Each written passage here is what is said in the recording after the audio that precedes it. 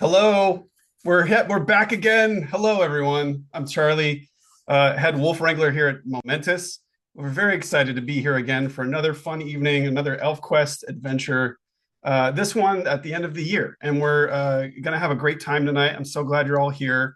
I am here to usher you in to this magical event with Wendy and Richard, but I'm also joined tonight by ElfQuest social media and community manager David Charles Miszewski. So let me bring him in here. David, are you with us? David, I'm gonna like do an incantation to bring you on here. Yay! I'm here. Hey, Yay! everybody. We So made it. stoked for this. This has been a long year, a great year, and I can't think of a better way than doing one more of these special momentous events.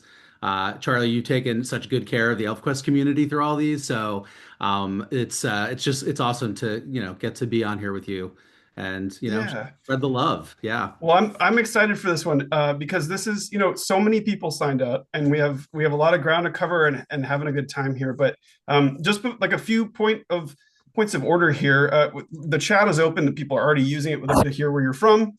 Would love to. Yeah, look at that. Atlanta, Australia. I mean, it's a I mean, there global are Elfquest fans phenomenon everywhere, and I everywhere. don't know what time it is in Australia, but I'm I, I'm impressed that whoever it is from Australia is here. Yeah, 100%. So the chat is open. We'll also be doing live Q&A here as well. So use that Q&A box to submit your questions, comments, reactions as we go. And then because sometimes the chat, as you can see, gets a little lively, a little excited, and we all like to talk about our favorite stuff. And so if you've submitted a Q&A question also, by the way, or a reaction or something, and you'd like to come on camera, you can also use the raise hand feature, which is a little button at the bottom there. Raise your hand after you've submitted that Q&A question, and maybe we can bring you on live as well. So with all of us. So And I want to remind everybody too, we're here to have fun and celebrate. You don't have to have a question. If you just have a comment that you want to share with Wendy and Richard, who are in the wings, we are going to bring them on momentarily.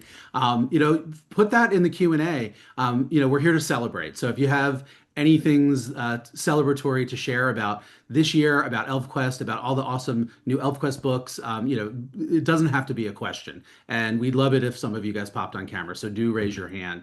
A couple other quick things before we bring Wendy and Richard on. Number one, I saw Joellen Auglandis, aka Corby Mitlead, in the chat. Joellen is the writer of The Wild Hunt and lots of Embers adventures. So just want to give Joellen a nice big howl from everybody. It's nice to see somebody who's contributed to the creation of ElfQuest in the chat. We're hoping some of you are in cosplay. And so if you are in cosplay in a little bit, we would love to bring you on camera. So, raise your hand and Charlie will find you and we'll bring you on camera if you would like to do that. Also, thank you to everybody who made the extra donation tonight to support wolf conservation. Wolf Park in Indiana and the Wolf Conservation Center in New York are the recipients of that. 100% of your donations are going to that. So, as a conservationist, I think most of you know, in my non-ElfQuest world, I'm a naturalist with the National Wildlife Federation. So I love that. I love ElfQuest fans for doing that. And last thing before we bring Wendy and Richard on, stick around till the end because not only are we going to have some giveaways, but we have some pretty dang big news to share with you and some exclusive new ElfQuest art. You're going to freak out, guys. So don't, you got to stay till the end to see it. So, I had to use my raccoon hands. I had to go like, yes. all right, without further ado, let us bring on the guests of the hour, the big honorees, Wendy and Richard Pini, the creators of ElfQuest. Hi, Yay. guys. Hi, everybody. I'm watching the chat just flying by. We know who's from Australia, David. We know who that name is. And France, I see, and all over the country. And Fabulous. we're Yes, I'm just my normal self tonight. There's nothing different about me. Yeah. Um, I have seen you wear elf ears on occasion, Wendy, but I don't think you've ever appeared on one of these live streams in the last few years that, since I've been doing them with you in full-blown elf mode, and I am here for it. It's amazing. Elf mode? What elf mode? This is just how I normally. Their natural, yeah, natural visage. when the full moon is out, you grow the pointy ears, right? Time. Well, yeah, Well, were elf. Yeah. yeah. Well, you guys, we're here tonight because this has been a pretty spectacular year for ElfQuest. Mm. It is the year that we reintroduce the world to ElfQuest by releasing the gorgeous hardcover, full color editions of books 1 through 4. And everybody in the chat, I know, is going to understand when I say, like, thank you, because we have all been wanting this. It's been, what, over 20 years since the last hardcover color versions of this material came out. So I just, what does that mean to you? Like, to have these new books, this chapter of ElfQuest sort of out there in the world, and what does it mean for ElfQuest? That's what we want to hear. Well, what it means for us is that we've been telling this story that Wendy came up with almost 50 years ago. We've been telling it and telling it. We're big fans of recycling. And the thing is, it is such a great story. We want it to keep on going and keep on being available. Books go out of print. Audiences change. But Dark Horse has given us the opportunity to do something that you particularly have wanted to do for a long time, which is the definitive edition of what ElfQuest looks and reads like. Oh, yes. Yeah. The story continues to be relevant. And because it does, we just want it to reach more and more people beyond those who have been so wonderful and so faithful to ElfQuest all these decades. And these new editions are helping us do that. I mean, the fact that volumes 1 and 2 sold out. Like the first Like multiple few printings. hours, Like what? like 2 So hours cool. out. Yeah. I mean, that doesn't happen unless people are out there with their love and their support, really stepping up to the plate and making this a real phenomenon.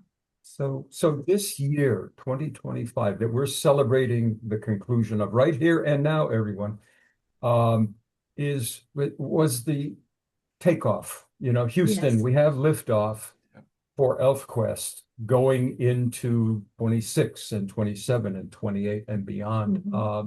We have plans, such plans Such that plans. we have. But Yeah. right now, we have our Dreamberry juice, and we'd like to toast all our wonderful fans and thank you for this incredible support for all these years, and thank you for staying with us for what's still to come. Cheers to that. I am drinking my eggnog out of my Cutter's mug on a mug. So, I've got Shen Shen here too. I don't know if so you did that. I want to know, if you brought a libation tonight, drop it in the chat what your drink of choice is. Alcoholic, non-alcoholic. I posted earlier today the Shen Shen, which Charlie made. This was a cocktail that Robin Heather Biskitza and Wendy came up with a whole bunch of years ago. And so I thought it would be kind of fun to share with this. So I'm seeing everybody putting their drinks in there. So Apple cider yeah. and a tonic. Everything from Diet Coke to classic margaritas. Hibiscus margarita. Nice. Wendy and Richard, you had some other really cool things happen this year. I noticed several awards and things. Do you want to tell us about some of those? Because they were so cool. We've known ElfQuest a long time. And ElfQuest is such a big, huge thing that there are awards given out every year. This was a best issue of this comic book, or this was the best. But ElfQuest has never fit. But recently, we've been overwhelmed by, pardon the pun, recognition from within and without the comics industry. The most recent one was the Harvey Awards. When was that? That was October. It was October. I can't even remember anymore. The Harvey Awards are very close kin to the Eisner Awards. And this was a Lifetime Achievement Award. Or it was the Hall of Fame. Hall of Fame. Same as the Eisners were in 2019. Think of them as the Oscars and the Golden Globes of comics. And we had no idea that we were going to be inducted into the Hall of Fame. We got the email and it was just, hi, you've been inducted. What? What? And wow, it's just been a year.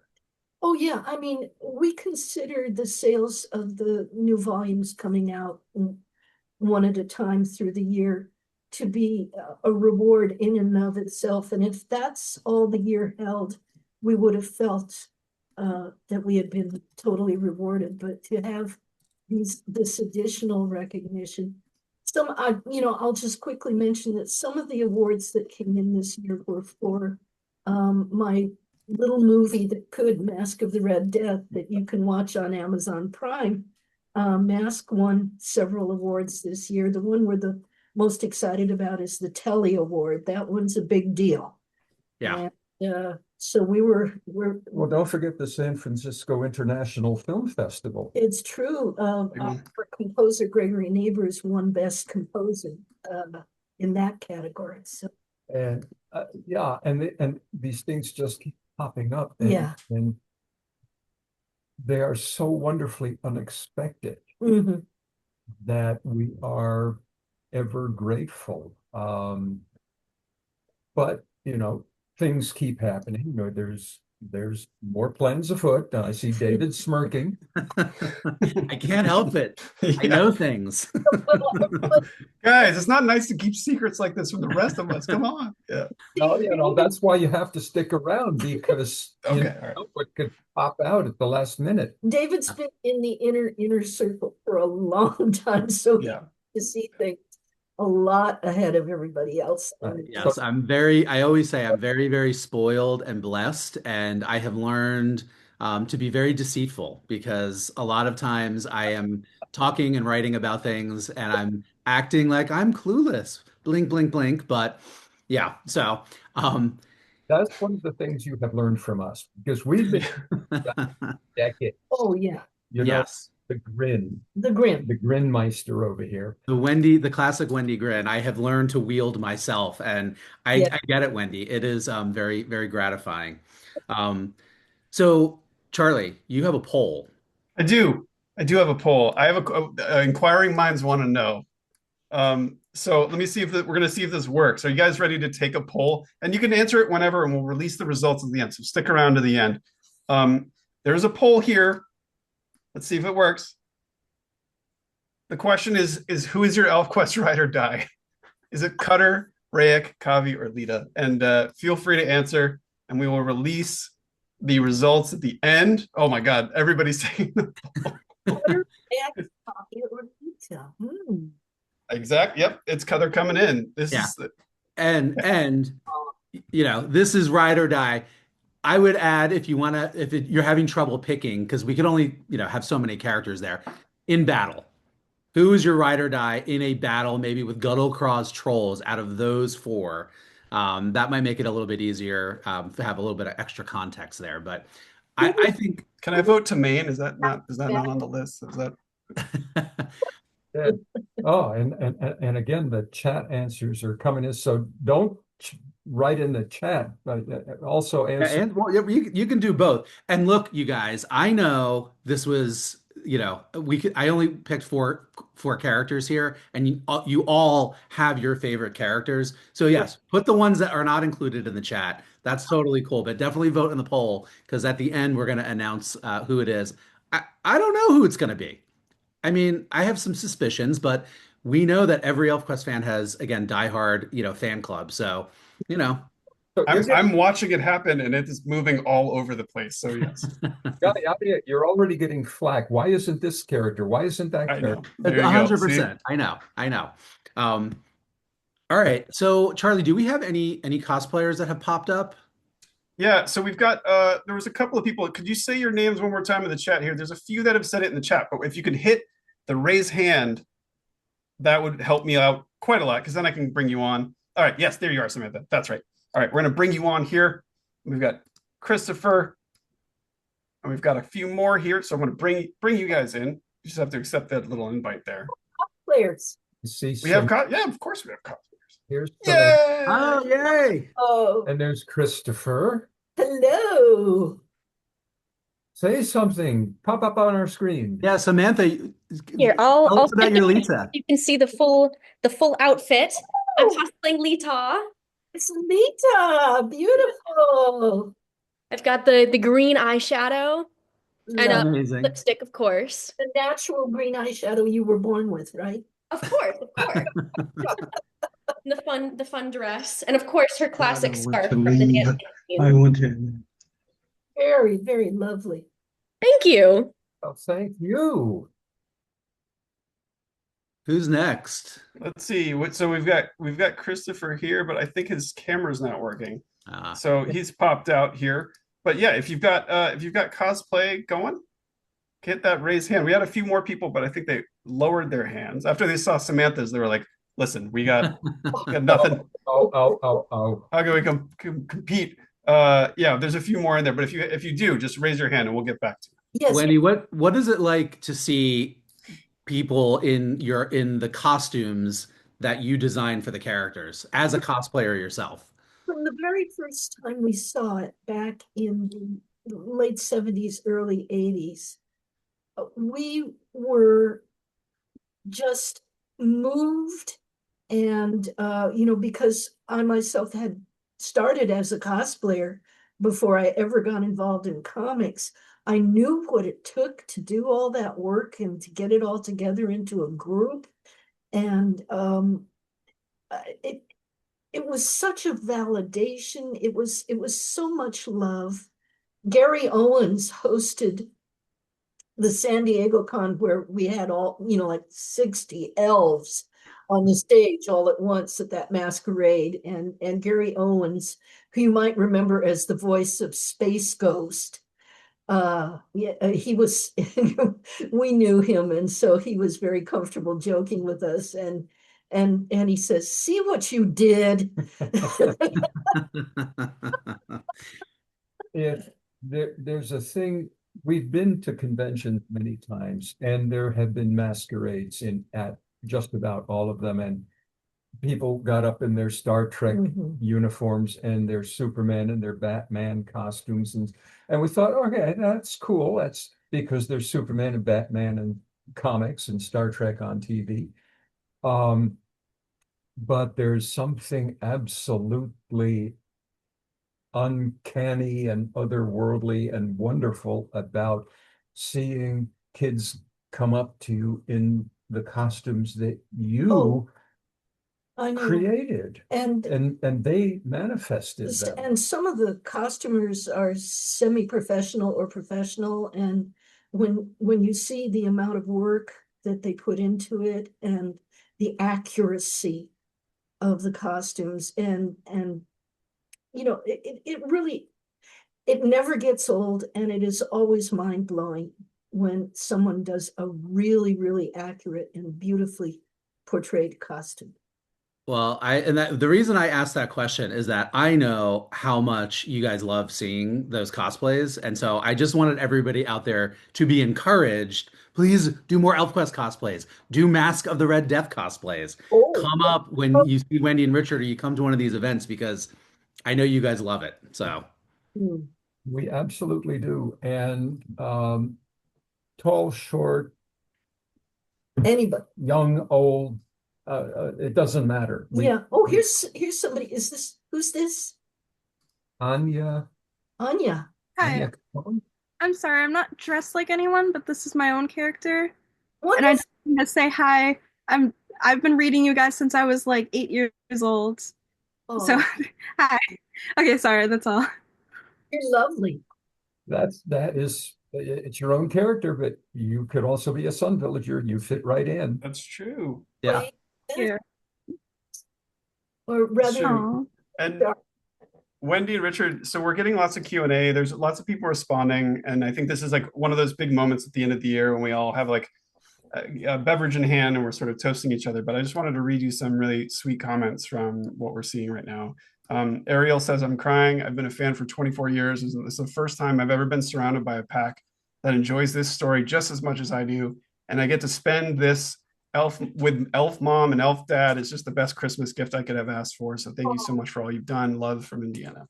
Merry Christmas. Yeah.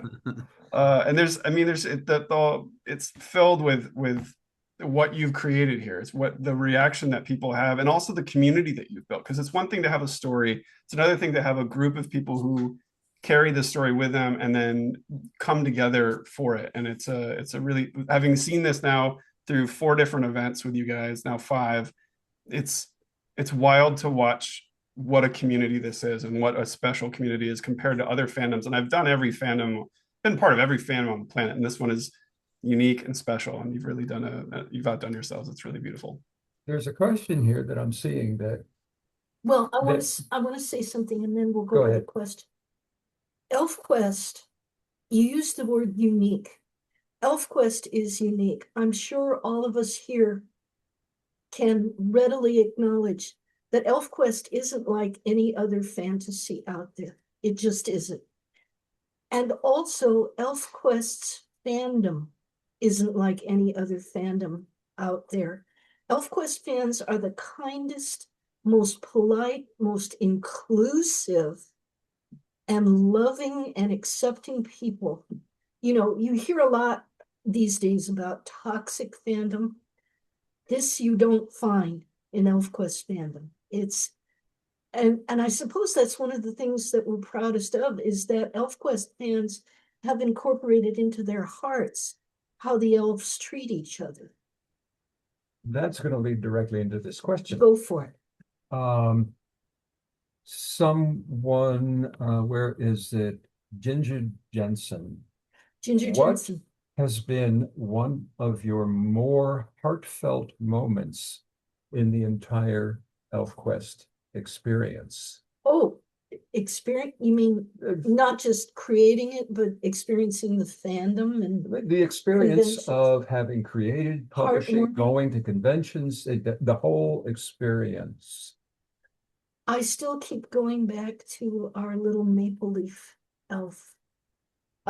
Years and years ago at San Diego Con, we were doing a signing at a distributor's table, and I looked up, and there was a 4-foot tall, beautiful young woman tattooed over her shoulders with maple leaves. And she was not human. She was 4 feet tall, and she was an elf. And she started crying, and I came out from behind the table and I held her, and she said, "It is just so hard to be here. I just can't stand it here." And I knew exactly what she meant, because she was an elf on the inside as well, and she was feeling so alienated.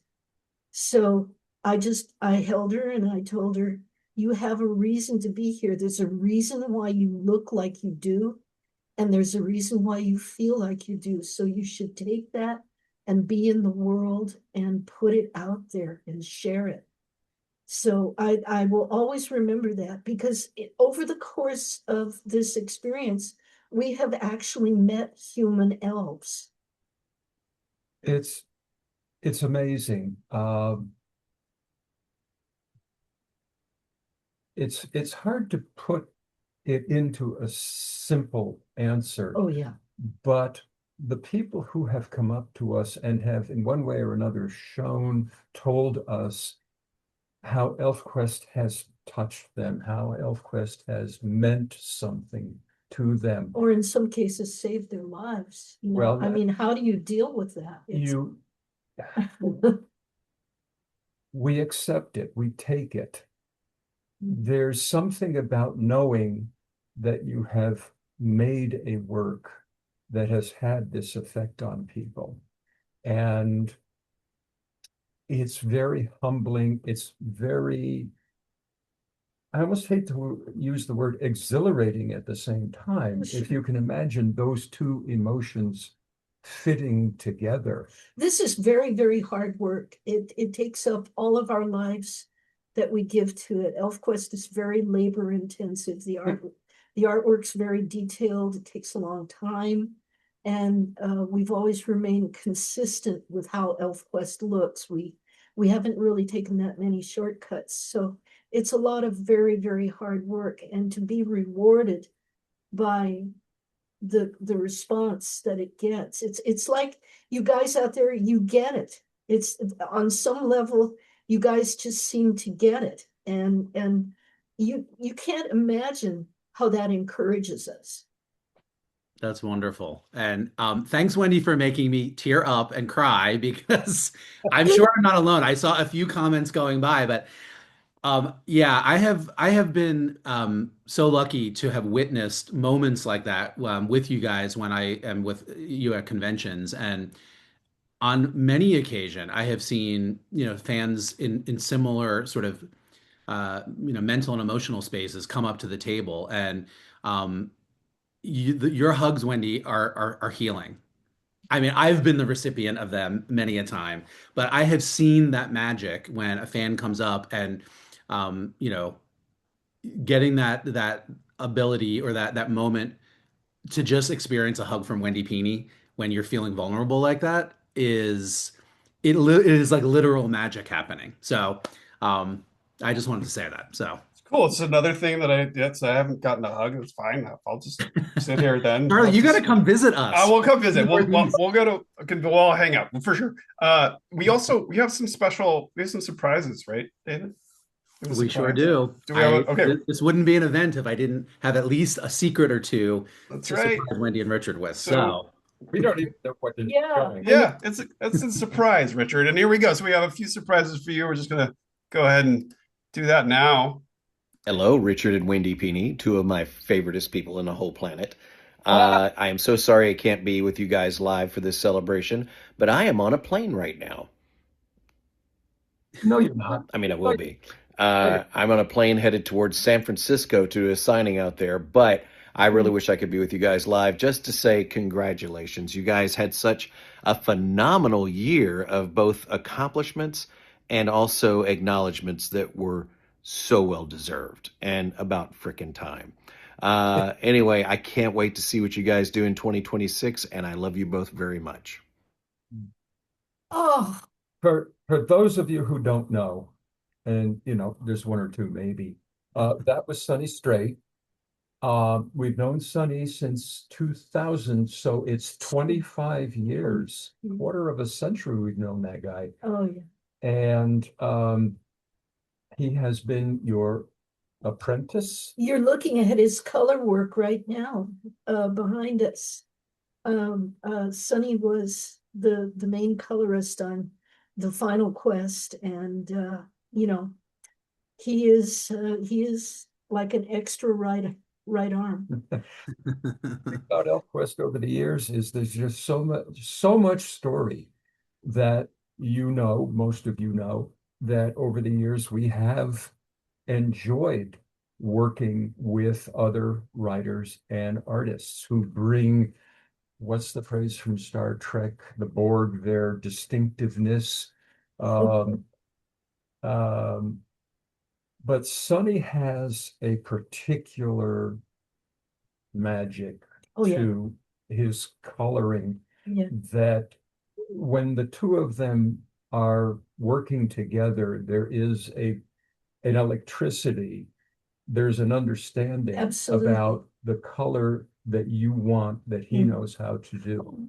I mean, he isn't just my colorist. He's, he finishes the artwork. Sometimes I can give him the sketchiest of layouts, and he knows how to finish it to make it look like me. He's a jewel from another universe. It's, how we connected is a magical story in itself. And it's been an amazing, I call him my brother in all but blood. We are siblings, and we just kind of grok each other.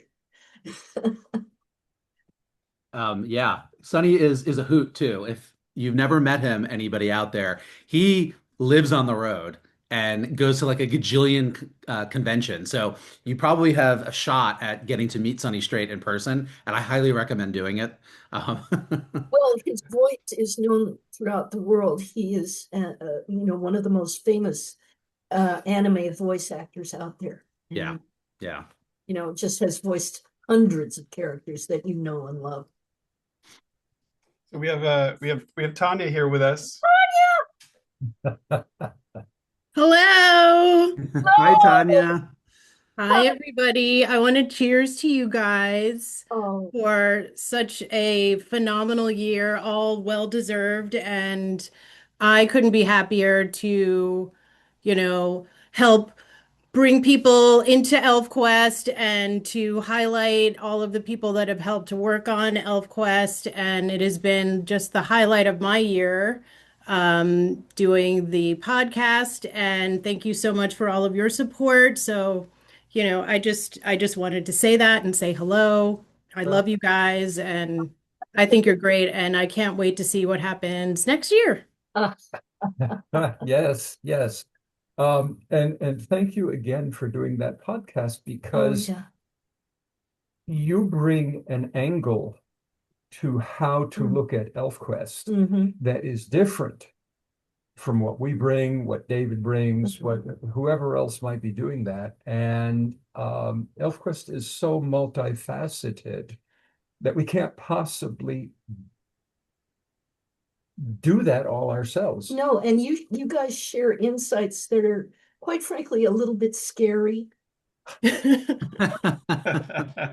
All these stories, but then to get feedback that shows how much deeper you guys go in, Yeah.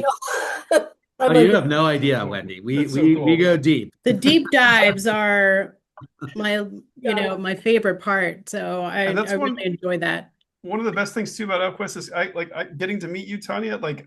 You guys brought that together, and I'm so in awe of all of the fandom work that you do, Tanya. You cover so much ground, and you're so passionate about it.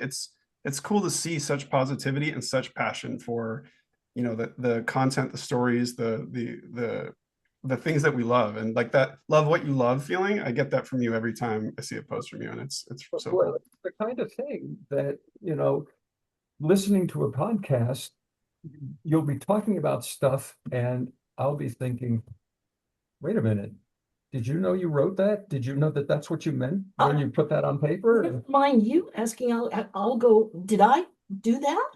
You know, and the podcast, David himself hosted the Yep. ElfQuest podcast for years, all through the creation of Final Quest, Yeah, especially. And each issue, you and your guest host Ryan. Yep. Mhm.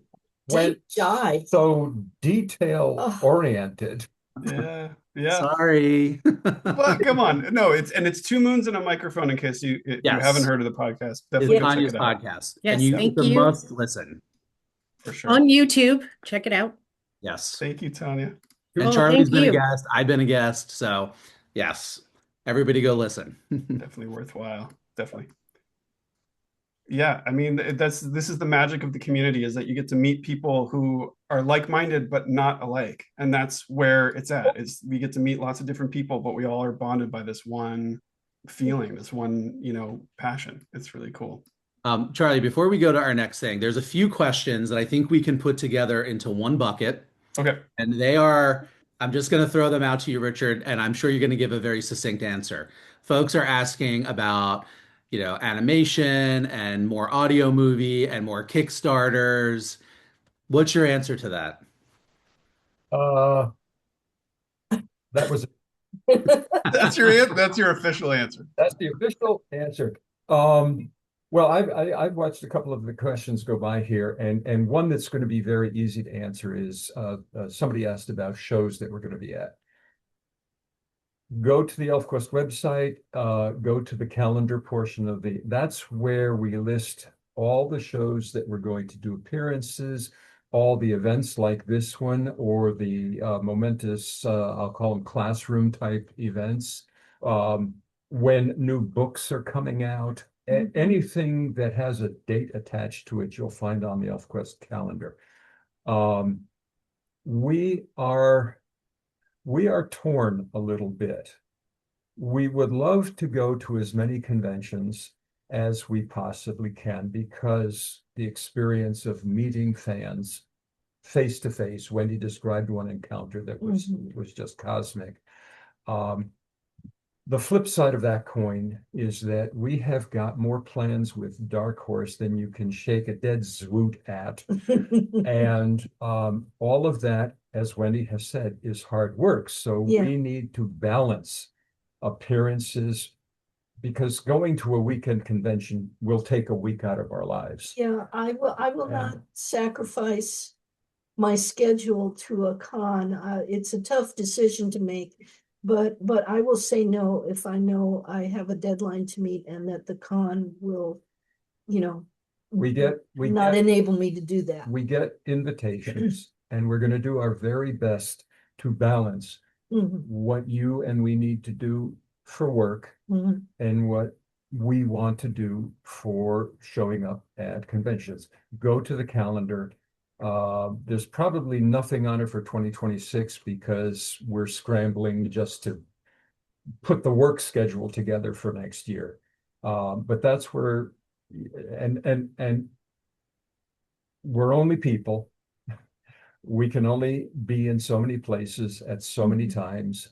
We will do our best because we love getting out there and mingling.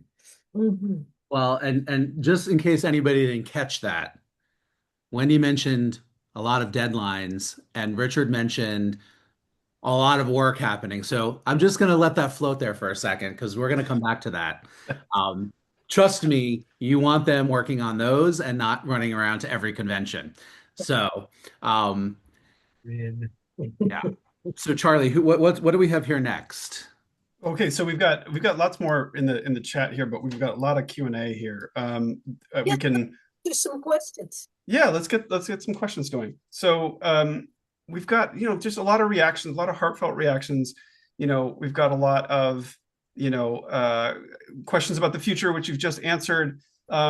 And then, Samantha, for example, is asking, for those, this is actually a great question for some of the sessions that we just did. We dove into storytelling and illustration and whatnot. So maybe just circling back for those who made the poor decision-making choice of not coming to one of these Momentus events. Wendy, Samantha asks, when you hit a writer's block moment, where do you draw inspiration from? I can't afford to. Okay, so just don't is the answer to that question. It's great. It's good. Just don't hit writer's block. The story is so multifaceted that all it takes is a conversation between him and me over pizza. If I'm noodling a scene, it's like writing a play. It really is. I'm very theatrical. ElfQuest is very theatrical, and I can see it going on in my head as I talk about it. So I'm really describing kind of like a scene in a play when I bring an element of the story to him that I'm wondering how I should handle. And we just discuss it as if we're staging a play, and it just kind of comes together because the actors are there. We know what they're capable of, and we know the various choices we can make, and we always try to make the best or the most unexpected or the most surprising choice, because really our main thing is to keep you guys off balance and to keep you wanting to come back and find out what happens because you just can't guess. I love it. We love the head fake. You do. Love the head fake. Perfect example was Rayek went off into the desert. They found some bones in the desert. Oh, Rayek's dead. Bunch of issues later, boom, there's Rayek. Yeah. There's Rayek. Plus, there is a service up in Schenectady that we subscribe to that we send them $50 a month. Every month they send us a 6-pack of ideas. Okay. They run dry. Yeah. Richard, I don't know if you saw Wendy's face there, but she completely busted your joke even before it came out of your mouth with her eye rolling. So we knew that a joke was coming. Yeah. You could hear the setup and it's gone. I'm used to it. We've also, so Takoa in our Q&A said, I just wanted to thank you both for creating ElfQuest and the massive impact it has had on indie comics. I've loved since I was a cub. My mom used to have the single issues and we would look through them. Now I am revisiting the original quest with the new editions, and it has quickly become a massive comfort for me, Tekoa. Mm. When we started, all we wanted to do was to get the story out Mhm. and not go broke in the process, because you mentioned indie comics. We weren't the first indie comics, but ElfQuest was the first. We were in among the first, but it was the first to hit big. And why that happens is your story and your art just hit a chord with its audience like nothing else that I've seen, and I've been a comics fan for a long time. Like nothing else I've seen before. But you know, one of the reasons that happened No. is because I had no association with the actual comics as they were at the time, which was mainstream. I mean, we had Marvel and DC, and there was very little other option. And I started ElfQuest before I was really deeply associated with comics. So I had my own idea of what I wanted to do, and I was mostly influenced by Japanese anime and manga. And so I was just on a different road. I was running the dragon road. You know? But you were also telling the story that you wanted to tell, and you didn't have to worry about continuity. No. You know, did Superman meet this villain in issue 27 or 29? You didn't have to worry about any of that. You wrote your story, and this person said it was a comfort, or it is a comfort. And when you tell a story from that personal place, other people have personal places that are going to resonate. Sure. Not the same as a character who's been around for 80 years that you have to reboot every 5 years, or, you know, to make it relevant to a new audience. It's been honest the whole time. Favorite phrase is the most personal story is the most universal. And Agreed. Richard and I just put our whole hearts into this. We wrote about what we cared about, and we couched it in fantasy metaphor. But we were talking about the world. For 50 years, we've always been talking about the world and how things are and how people could treat each other if they just looked at things differently and were a little more open-minded. You know, that's been something we cared about all along. And we use fantasy as our metaphor for telling that story. And I can understand why it's comforting.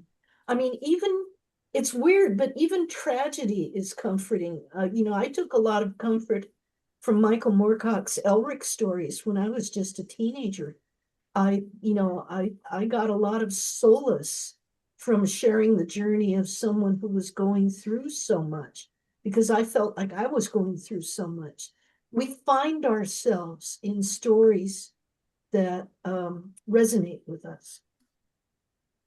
Oh, and that's And all the people- more. Oh, I just want to say all the more reason. What you were saying about ElfQuest being, you know, about the world, just in fantasy metaphor, all the more reason why it's actually even more relevant today Today. than it ever was before, with all of the stuff going on in the world, and just sort of negativity and people treating each other poorly. Yeah.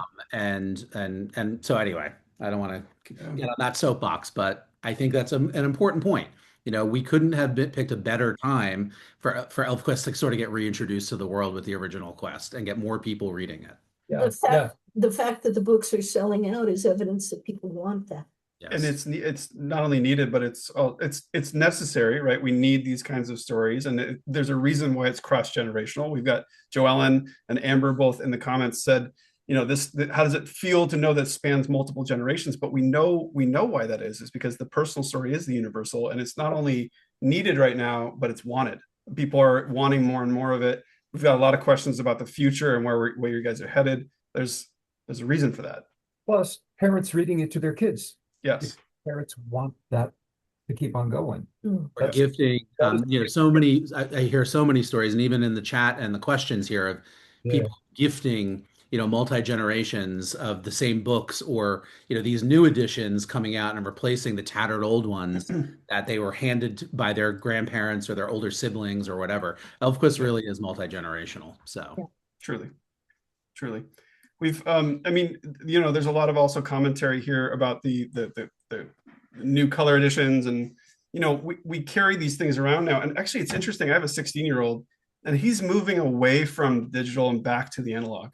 He doesn't want MP3s. He doesn't want to read on a Kindle. He wants a physical item. He wants an LP. He wants a book in his hands. And I think this is the perfect time for that, because what you're creating is art, and art can be seen a lot of different ways, but there's something about having a physical item, something about physically owning it.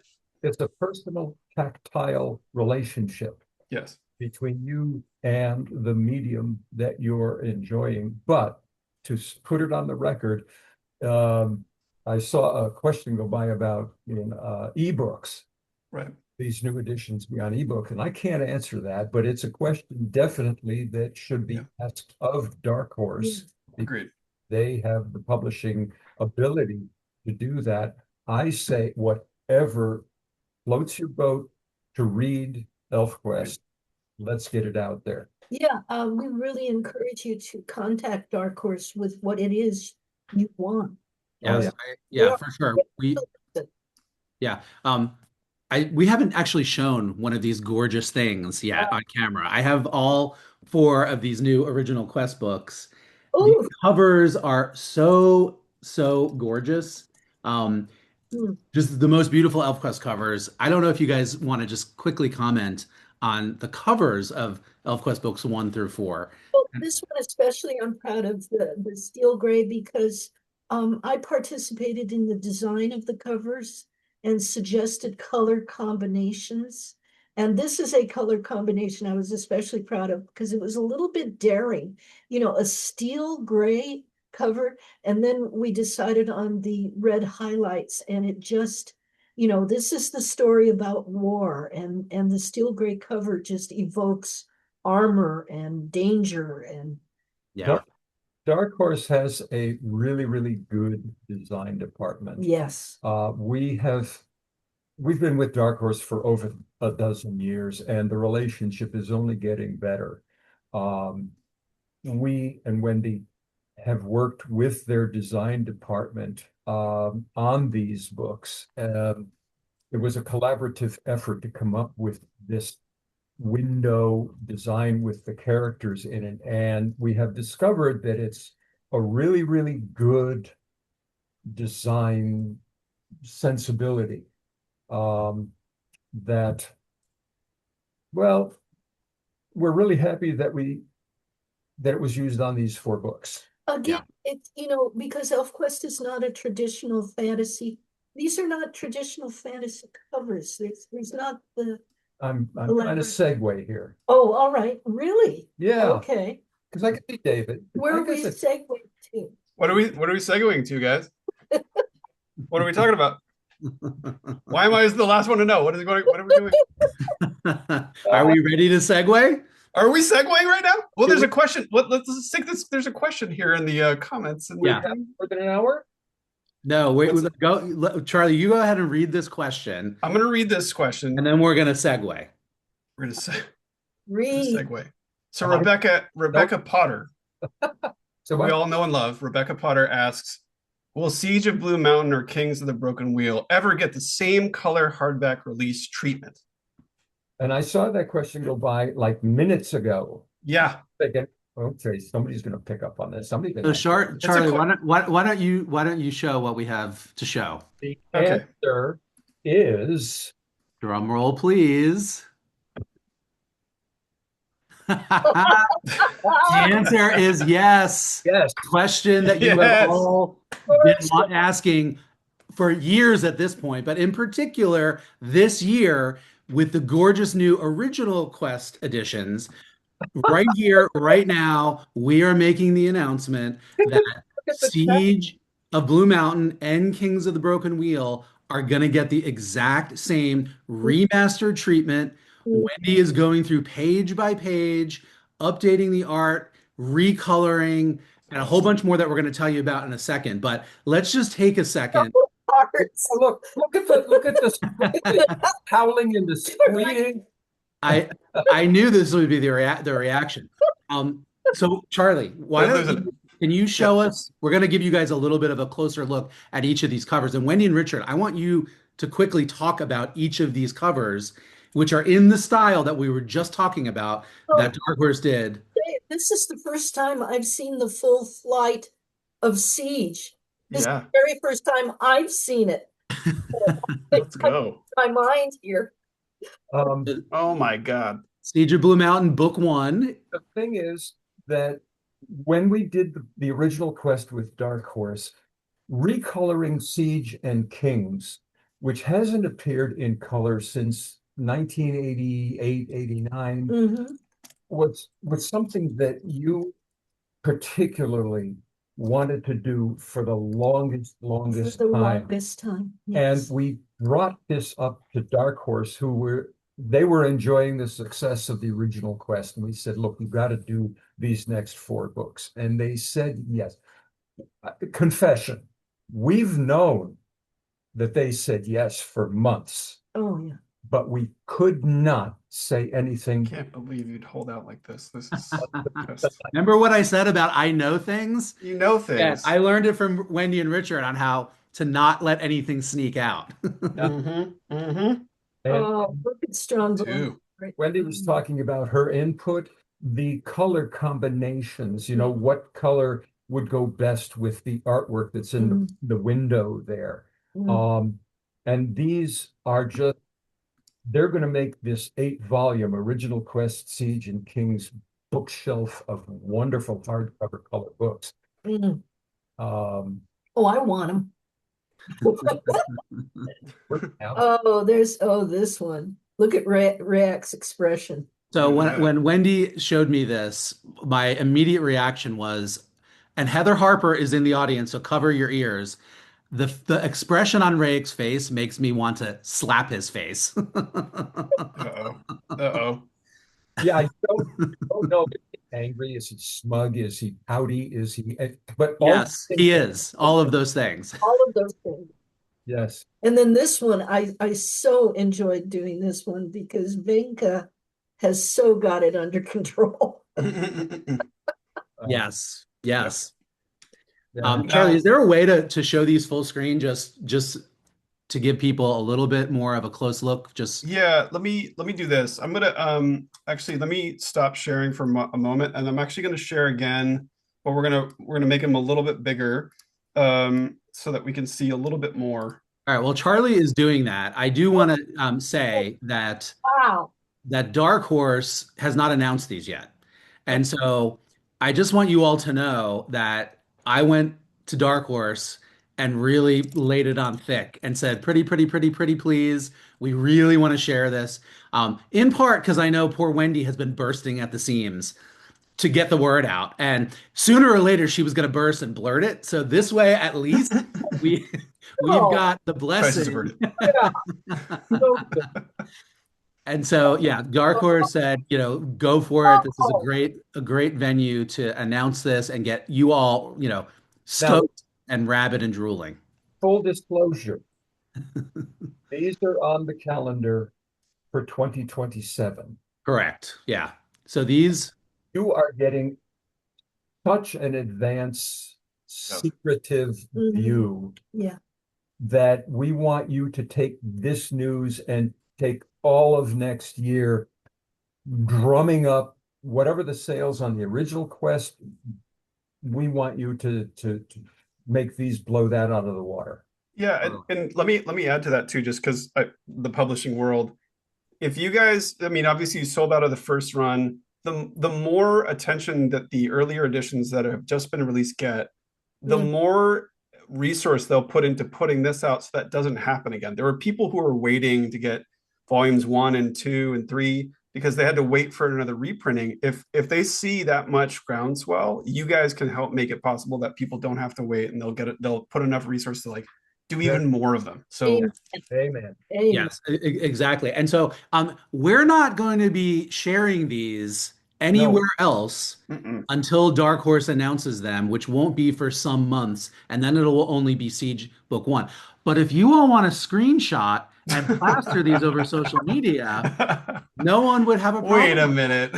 So What? create buzz, you guys. Create buzz. Post these. Tag Dark Horse. Tell your friends.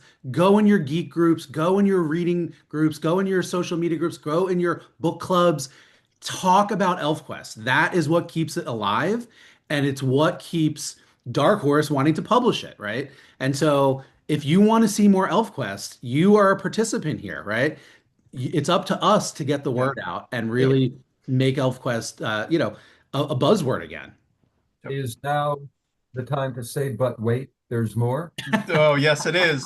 Richard, you're such a born marketer. Let's do this. Yeah, what do you got, Richard? Well, Wendy remastered the colors for the original Quest. Right. She was starting with some good colors to begin with because she had done those colors for the DC archive editions, but she wanted to make them better. The Father Tree Press, which we published in the late 1980s, were the best we knew how to do without going into too much detail. 80s psychedelia. Well, yeah. And No, that's detail. Yep. you liked them because they were in color, but now she's bringing the total Wendy eyeball package to Siege and King's End. Yep. Have some before and after, I believe. Yes, we're going to show you guys. And so again, this is when Wendy talks about deadlines. She's already been doing this work. And just again, these books are not coming out until 2027 because it takes a long time to do what you are about to see. So I just want everybody to know we are hearing and things are happening. It just doesn't happen overnight. So yeah. Wait, so can we show this next part? Because the detail, like I got to see these just moments ago and I was like, I'm sorry, you did what now? Okay, let's go. Let's do this. Okay, this is on the left. There are going to be several examples. The Father Tree Press books from the late 1980s. On the right is Wendy's recoloring. And a few words about why you have made the choices you have made. Well, as I said, the coloring, which was done by Chelsea Animation back in the 80s and 90s, was psychedelic. It was just what the animator colorists were doing at the time. And what I see in the artwork is I wanted to bring it into more of a sense of reality to make the colors more natural, because believe it or not, less flashy colors actually complement the art better and bring it out more and make everything seem more real. So that was my goal with this. Kavi on the right, this is a scene taking place in a lodge in firelight. In firelight. On the left, you can't tell where it is or what time it is or what the lighting is. Wendy has made it real on the right. Look at the center of the page with Kavi in front of the fire, and look at the atmosphere that Wendy has created with that fire compared to the Father Tree Press Chelsea Animation. It just is night and day. And yes, what you just said, it's more realistic, Wendy, and it's one of my observations about the coloring work you did on the original Quest is that it is much more atmospheric, much more real. Like you colored it like colors would look at night, right? Yeah. In fire, and you're now applying that same thing to Siege in a way that we've never seen it before. Yeah, well, I pay a lot of attention to nature and the elements. And one of the things that's very important to me is that you know what time of day it is, what the weather's like. The natural world is important to the elements. And you're going to see that in some of the other examples. And we've got several of them. We're at 9 o'clock, but I'm pretty sure people are going to hang out. Are we? Yeah, we and got some stuff to do here. Keep going. Next. Oh. I mean, come on, guys.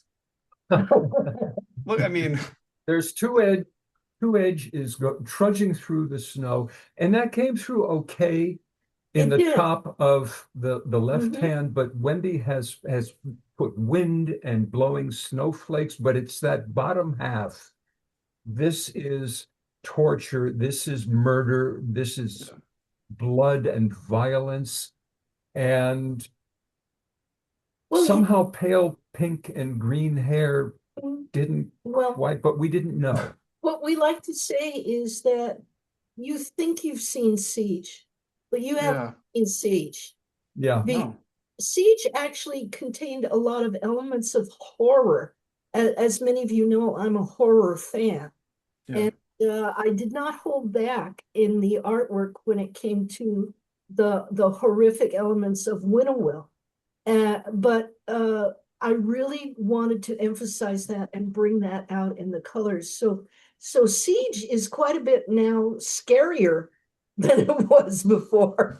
Charlie, can you zoom in on the troll that Winnowill is blasting there at the rotten necrotic flesh tones? I don't know if it's going to come through, but speaking of horror, right? Like she is killing him and mutating his body to mush. Yeah, and you can see the modeling. You can see the modeling here. Look at that. Coming under the skin. Mhm. It's Oh my horrific. God, guys. Look at this. He's zooming. Enhance. Like what? No, but It's too terrible.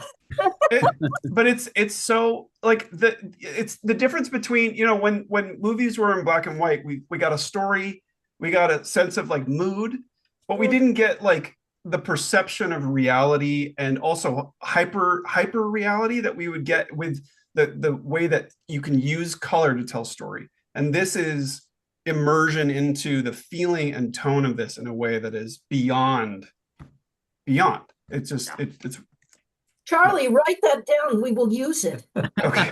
We've recorded it. We're recording this right now. Yeah. Okay. We got it. Okay. What about We've got more. Oh, there's more. Oh, Yeah. How could you not love this scene? this is a nighttime scene. And again, not to disparage Chelsea, they did what they knew to do from limited resources. Beautiful. But on the right, it's just you can feel the cool air and the dampness, the humidity. absolutely. And I also want to say something about Joe Staton's inking. Some fans were disturbed when Siege came out because it wasn't my inking, it was Joe Staton's inking. And it's really so exciting to me that these colors, this new version of the colorization, is bringing out Joe's inking, which really was superb. Joe is a very famous artist in the comics industry for at least as many years as we've been, and he brought everything. He followed my pencils beautifully and brought his incredible talents to us. So you're going to be able to appreciate his inking so much more now. I love Joe, by the way, I have met with you guys. What a sweet man. He's just a delight. And so I should have reached out to him to see if he would join us tonight for this part, but maybe we'll do another one of these down the line when these books come out. But that middle panel there of Lita and Nightfall dancing, like I can feel the glow of the moon on my own skin when I look at that panel. You can smell the leaves. Like it's all there. Yeah. It is just a, not just a visual, but complete sensory experience. Page on the right. Yeah. And that's why we are so excited that Dark Horse is saying yes to these books, because as wonderful as the original Quest has been, Siege is better, and King's is even better. Okay. Before we go to the next one, there's a comment. Marcel or Marcel, I'm not sure how to pronounce your name, says, I love the weird colors in the Father Tree Press edition. Psychedelic is definitely it, but the natural colors in the new edition are soothing. I just wanted to call this out because guess what? It's totally okay if you love the colors of the Chelsea editions. Yeah. It's totally okay if you love the colors of the Dawning. They mean something to you. Like that is why every new edition of ElfQuest that comes out, Wendy and Richard sort of do a different treatment on it. It's to bring out different elements. It's to give diversity to the experience of ElfQuest. Like, there's no shame in loving the older versions, 100%. but now you have something new to love, and it's a new way of experiencing this thing that many of us have like 12 versions of. But And this keep bringing them. I this want is the black and the white. beauty of it is, and this was sort of the watchword of this last original sort of re-release, rediscover. You're going to see these pages in a completely different way this time, and you may fall in love with this one more, or you may love the old one more, but this is a new experience, and you're going to have a whole new, I mean, we haven't even gotten to all the pages. Anyway, Yeah, let's get back to the pages. Okay. Yeah. And That- I hope we can talk about the lettering. That's We have some examples of that. Ah, one of the best things and one of the most frustrating things about doing Siege over again was in the original comics, the lettering was done right on the original art. Wendy wrote the script right onto the original art, and the letterer did what she was to do and fit balloons around the lettering. And if you zoom back out and look at the page on the left, the lettering takes a lot of real estate.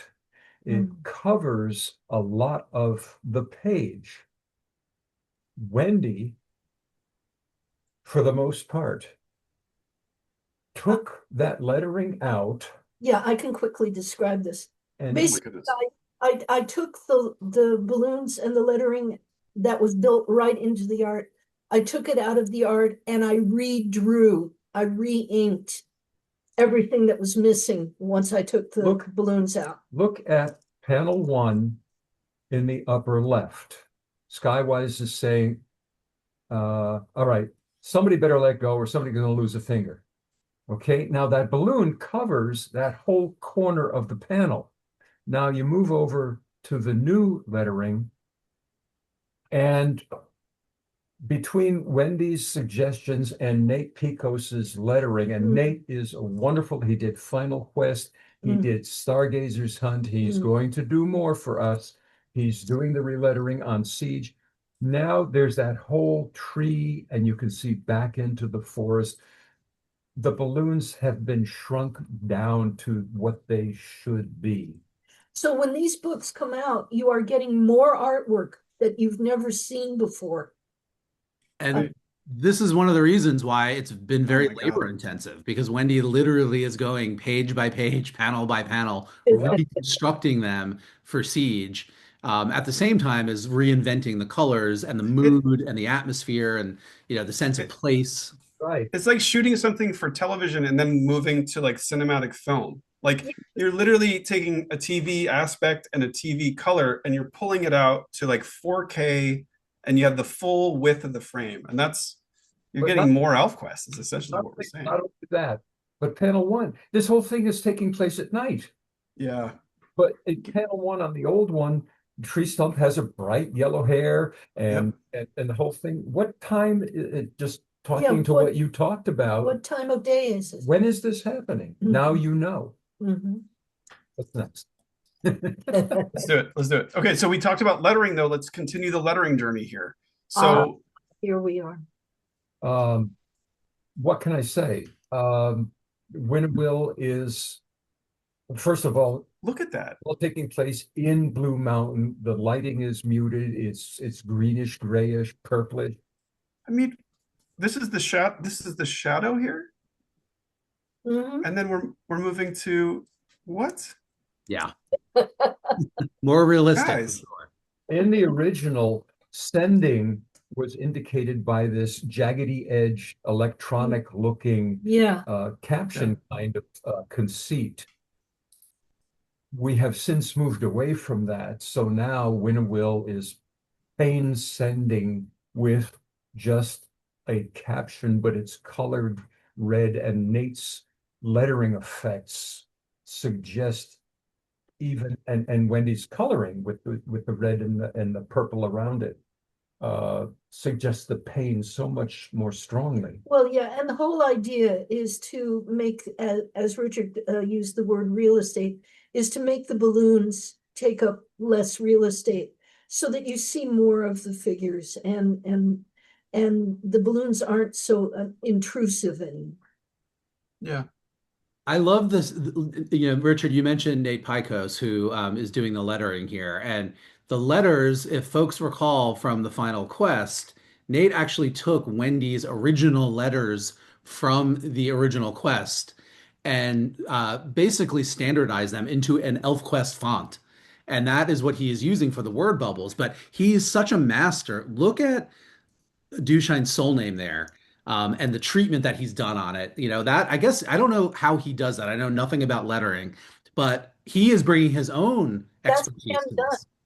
But Nathan Yeah. is also a master. He does special effects lettering Oh, yeah. the way we breathe. It's just natural to him, and Yeah. it's all wonderful and effective. I want to say one more thing about Nate because I was so touched by this. He said this to us at Terrificon. He said, look, I grew up with this. This, you have no idea how much this means to me, and I'm so scared that I won't do a good enough job for you.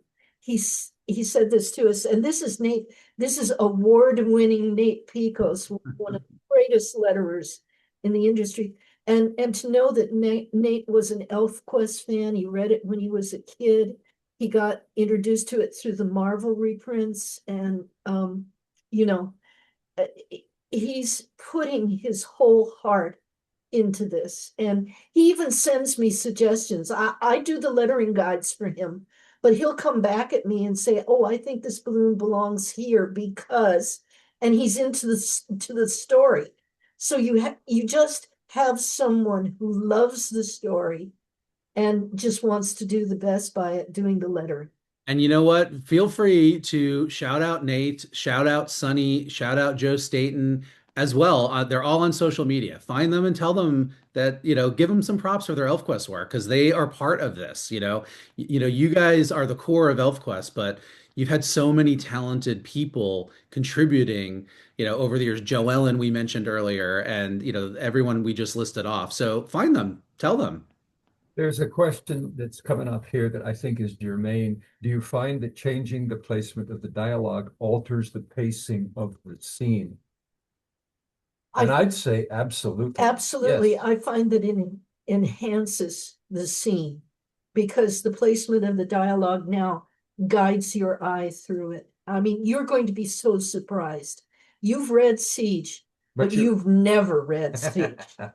And that was just a tiny little teaser, you guys. This was like the tiniest little, appetizer. Again, I have gotten to see a little bit more than what we just showed here, and it is freaking amazing. There are pages that are going to blow your mind when you see them, when you see what Wendy has done with them. It's so good. It's so good. I cannot wait. It's going to be a while, right? It's not going to be until, 2027. So we are all going to have to take our deep breath and practice our now of wolf thought and be patient. But it is coming. Just keep thinking about those 4 new books lined up like you saw a few minutes. Exactly. Yeah. Yeah. And I'm just going to say it. That's just the tip of the iceberg. And that's all we can say. But there is definitely going to be more. After the final Quest Complete Edition that comes out in February, in just, a little over less than 2 months away. In July, we're having the Hidden Years Gallery Edition, this huge, honking, gorgeous Wendy's Hidden Years art, the beautiful hand-painted art, like you've never seen it at almost the original size. That's next year. Then 2027, you're going to get Siege and Kings books 1 and 2.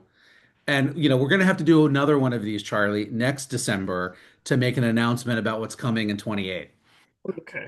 the amount of FOMO and the amount of teasing, it's quite enough. Let me do something real quick while we're teasing and FOMOing to death here. I want to do 2 things. One, I want to say that we're doing a giveaway tonight of $100 Stan's gift card, so you can buy to your heart's delight. One of you is going to win this $100 gift card. You'll be contacted early this week just for being here, just for being part of the community, just for being a part of this lovely, lovely group of people. Also, Stans has authorized a 15% discount code just for you guys. So everyone who's here right now witnessing this groundbreaking stuff, you're getting an exclusive discount code that you can use in the shop for ElfQuest products. It's Treasure 15. Treasure 15. You can use it for any product that's in the stands shop right now. Go use it. It doesn't have to be all caps. You can just use it at checkout. So grab literally everything in the ElfQuest collection and then go use the Treasure 15 and get 15% off. Yes. And just to shout out some of the things that are in the ElfQuest collection. Yeah. The ElfQuest challenge coins, gorgeous. The Series 1 is done. Series 2, we just finished it with coin 12. There's going to be a Series 3. We teased that on the last Momentus event. So if you were there, you know what the first coin's going to be. But so much other good stuff there. There are the gorgeous bookmarks in the Art Deco and Art Nouveau style. There is the cozy To Hunt, to Howl, to Live Free blanket. There is the, quite frankly, awesome Starry Night Skywise puzzle and lithograph, which is a collaboration between Wendy, who did the base art, and Riley Santangelo, who is the designer of the coins. So there's just so much good stuff. Please use that Treasure 15 code and treat yourself. It's the holidays.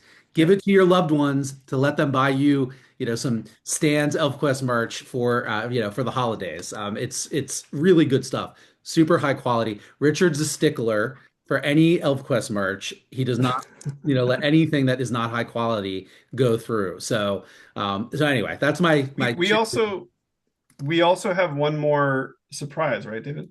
Yes. Do we have another surprise? Maybe we have another surprise. Yeah, we do. Okay. Let's do one more surprise, but go get that stuff in the shop. But also, here we go.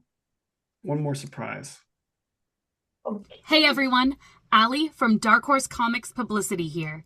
Wendy and Richard, I just want to say how thrilled and humbled I am to have been a small part in helping the world discover or rediscover ElfQuest, the original quest, with these gorgeous new additions. Huge congratulations on the release of ElfQuest, the original quest books 1 through 4.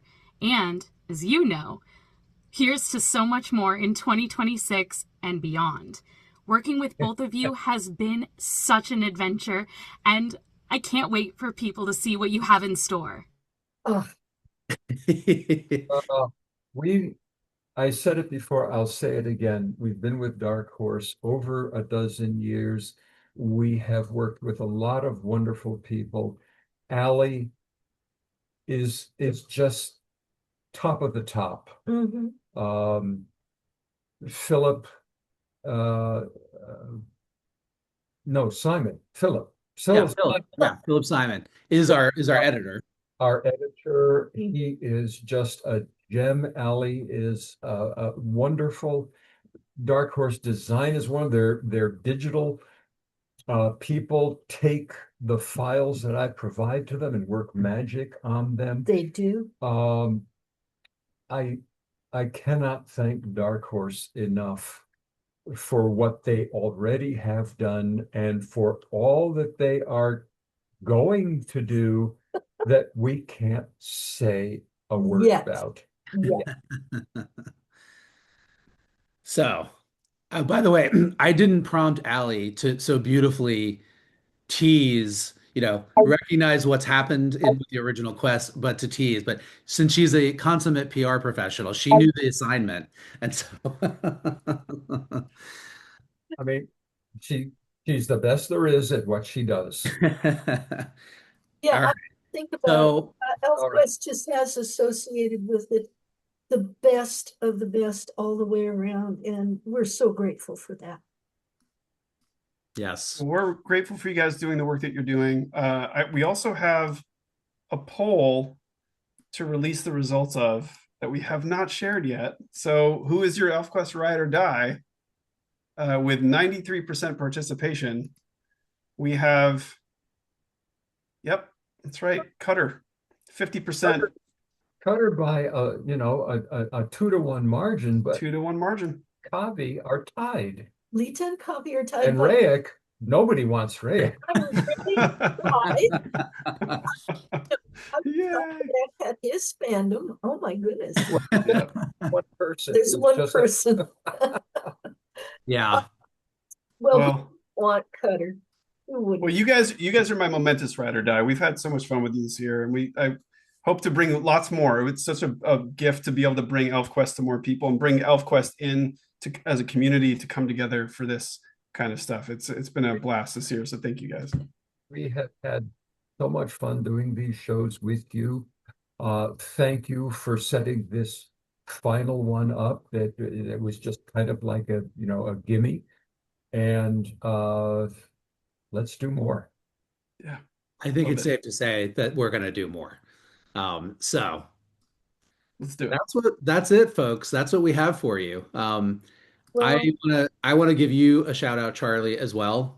You're so good at this, and it's been so great having somebody that we can just sort of hand the reins over to. And you have done just such an amazing service to ElfQuest by being amazing and professional and helping us reach all sorts of new people. And that also goes for Michelle and Riley over at Stands, who I don't think they're in the audience, but we have nothing but giant hearts for them too. And so, yeah, let's definitely do more of this. Wendy and Richard, we love you, and this is really about celebrating what you have given to us, which is everything. You've given us solace, you've given us entertainment, you've given us love that we feel through the pages, through the screens. It really is magic. And Wendy, you said it earlier, it's different and it's special. I mean, we're all here because of the specialness that you created. And Lord knows we need that kind of love in the universe right there. So I think right now we are all humming at a high one level and we're all feeling each other's love. I can see all those hearts. So, maybe that is the libation. But there's some actual genuine, emotion and Look at these vibration. hearts. Look at this. hearts are just Yes. Cheers to you guys. Yes. in hearts. Every one of you out there, go and what you said here, what you feel here, go out and feel it and say it and share it and spread it. Yes. There's never too much of what's being felt and expressed here in this world. It's a beautiful fan community. Thank you guys. Yes.